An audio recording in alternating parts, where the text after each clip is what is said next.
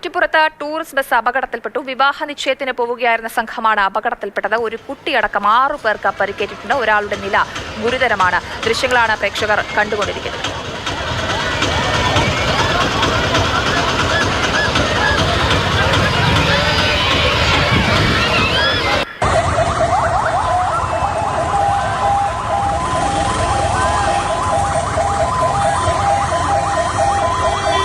കൂടുതൽ വിവരങ്ങളുമായി അരുൺ അമർനാഥ് ചേർന്നുണ്ട്. അരുൺ, എങ്ങനെയാണ് ഈ അപകടമുണ്ടായത്? ഈ പരിക്കേറ്റ എല്ലാ ആളുകളെയും ആശുപത്രിയിലേക്ക് എത്തിക്കാൻ കഴിഞ്ഞിട്ടുണ്ടോ? എന്താണ് ഏറ്റവും പുതിയ വിവരം?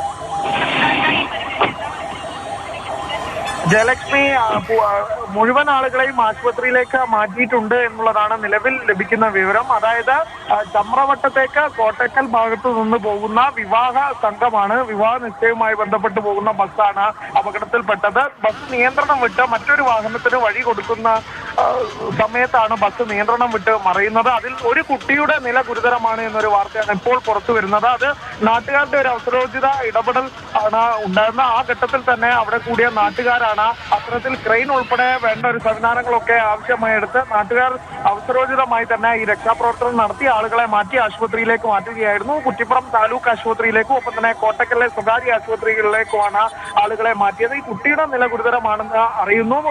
കുട്ടിയെ ആശുപത്രിയിലേക്ക് മാറ്റിയിട്ടുണ്ട്. മറ്റ് ആളുകൾക്ക് പരിക്കേറ്റിട്ടുണ്ട്. പക്ഷേ ആരുടെയും പരിക്ക് അത്തരത്തിൽ ഗുരുതരമല്ല എന്നുള്ളതാണ് പ്രാഥമികമായി ആ മേഖലയിൽ നിന്ന് നമുക്ക് ലഭിക്കുന്ന വിവരം. ഇവിടെ ഇതിനു മുമ്പ് ഇത്തരത്തിൽ അപകടം ഉണ്ടായതായി പറയുന്നുണ്ട്. കാരണം നിർമ്മാണ പ്രവർത്തികൾ ഉൾപ്പെടെ നടക്കുകയാണ്, മഴ ഉൾപ്പെടെ ഉണ്ട്. അപ്പോൾ അത്തരം തടസ്സങ്ങളും ബുദ്ധിമുട്ടുകളും ഒക്കെ തന്നെ അവിടെ ഉണ്ടായതായി പറയുന്നുണ്ട്. എന്നാലും ഈ ബസ് മറിഞ്ഞതാണ് വലിയൊരു ആശങ്കയ്ക്ക് ഇടയാക്കിയത്.